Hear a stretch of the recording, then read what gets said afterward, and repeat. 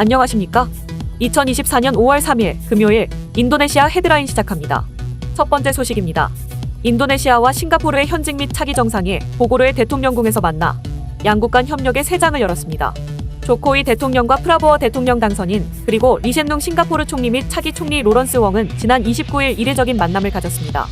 양국은 약 10년간의 긴밀한 관계 속에서 투자 확대, 오랜 갈등이었던 영공 문제를 포함한 다양한 분야에서 합의를 이뤄내며 관계 발전을 이룩하였다고 자평하며 이러한 성과를 바탕으로 후임자에게 양국 관계를 우호적으로 이양할 수 있게 되었다고 밝혔습니다. 특히 양국은 2022년 리아우 해협 및 리아우 제도 상공 비행정보 구역 관할권을 인도네시아로 이전하기로 합의함으로써 국제적인 협력에 모범을 보였으며 방위협력협정 및 범죄인 인도 조약 등의 중요한 협정도 비준하기로 했습니다.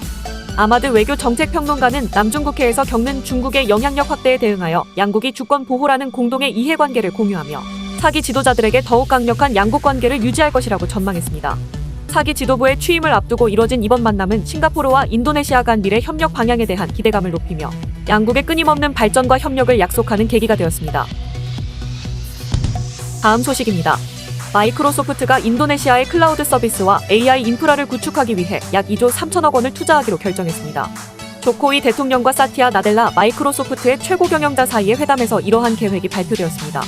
정보통신부 장관에 따르면 이번 투자를 통해 발리나 신수도 누산타라의 데이터 센터가 세워질 예정이며 특히 농업 및 수산업 분야의 AI 기술 개발에 관심이 높았습니다.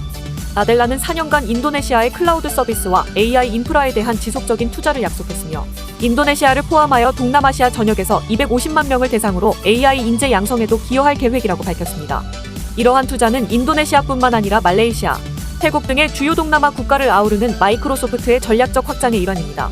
이와 별도로 마이크로소프트는 아랍에미리트의 국영 AI 기업에도 큰 투자를 진행했으며 일본 내의 생성형 AI 데이터 센터를 확충하는 등 전 세계적으로 AI와 관련된 투자를 늘리고 있습니다. 다음 소식입니다. 가자지구 전쟁 장기화로 인해 스타벅스, KFC, 피자헛 등 미국계 프랜차이즈 업체들이 아시아 지역에서의 투자 유치 사업이 큰 위협을 받고 있습니다.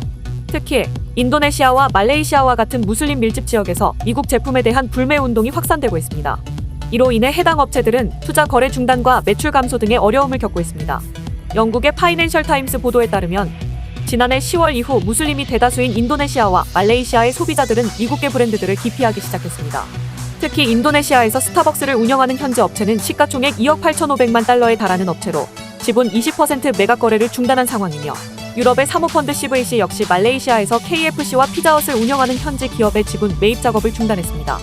이는 불매운동에 따른 매출 감소가 핵심 원인으로 지목되고 있습니다.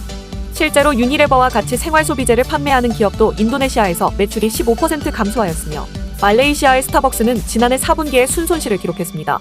또한 인도네시아에서는 피자헛이 일부 매장을 리스토랑테로 리브랜딩하여 미국계 브랜드 이미지를 지우고 있습니다. 다음 소식입니다. 미래에셋증권 인도네시아 법인이 인도네시아의 정치 상황 안정과 새로운 자본시장 거래 시스템에 대한 기대가 높아짐에 따라 올해 고객 수의 약 10% 증가를 낙관하고 있습니다.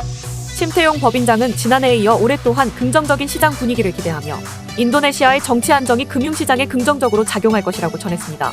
특히 미래에셋증권은 AI 기술이 지원되는 인도네시아 최초의 온라인 주식 거래 플랫폼 출시와 함께 고객 서비스 개선에 대한 강조로 더욱 관심을 받고 있습니다. 다만 신 법인장은 지난해 세계 거시경제 여건과 고금리 기조, 지정학적 불안, 세계 정치 양극화 등으로 인해 올해 투자 환경이 지난해보다 좋지 않을 것으로 내다봤습니다. 또한 인도네시아는 잠재적 인플레이션 혼란과 달러 환율에 대처하기 위해 기준금리를 인상한 바 있습니다. 이에 불구하고 신 법인장은 미래에셋증권이 대형 증권사로서의 입지를 유지했으며 시장 점유율도 거래 횟수와 거래량 기준 각각 12%, 9%를 기록하였다고 밝혔습니다. 다음 소식입니다. 의료 AI 기업 JLK가 카인드 커뮤니케이션과 인도네시아 공공의료 서비스 향상을 위한 의료 AI 소프트웨어 수출을 위한 업무 협약을 체결했다고 밝혔습니다. 이번 협약으로 실로암 병원 41개와 30개의 진료소에 뇌출혈 뇌동맥류 검출 AI 솔루션을 납품하고 인도네시아 디지털 헬스케어 생태계 조성에 협력하기로 했습니다. 김동민 대표는 인도네시아 최대 병원 체인인 실로암과의 제휴를 통해 의료 AI 수출을 확대해 나가겠다고 밝히며 인도네시아가 동남아 의료 AI 시장 진출의 중요한 기지가 될 것이라며 미국 FDA 신청 승인을 시작으로 일본, 유럽, 아시아 시장으로의 제품 공급 확대 계획을 전했습니다. 이에 앞서 정보통신산업진흥원, 인도네시아 보건부 등 관련 기관들은 JLK와 같은 한국 의료 AI 기업의 인도네시아 시장 진출을 지원하기 위한 업무 협약을 체결한 바 있습니다.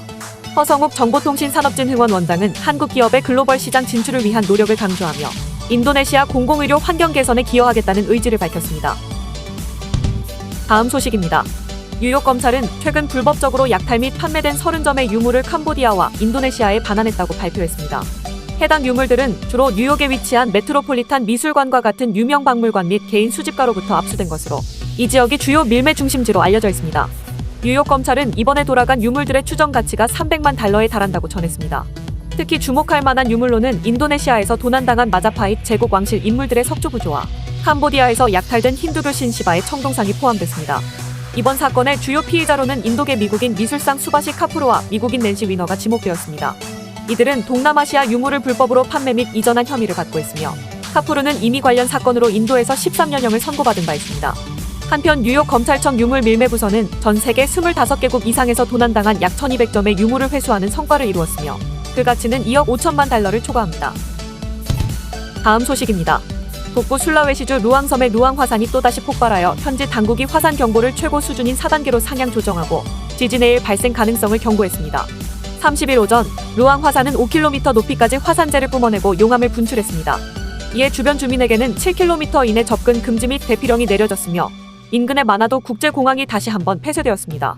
또한 이번 분화는 당일 화산 지역에서 발생한 3번의 지진에 의한 것으로 분석되며 화산 폭발로 인해 산 일부가 바다로 붕괴할 경우 지진해일이 일어날 가능성이 있다고 당국은 밝혔습니다. 루앙 화산은 지난달 여러 차례 분화가 있었으며 특히 지난 17일에는 주민 대피령이 내려지는 큰 폭발이 있었습니다. 기록에 따르면 루앙 화산은 보통 20에서 30년마다 대규모 분화를 일으키며 마지막 분화는 2002년에 기록되었습니다. 시청해주셔서 감사합니다. 다음 시간에 뵙겠습니다.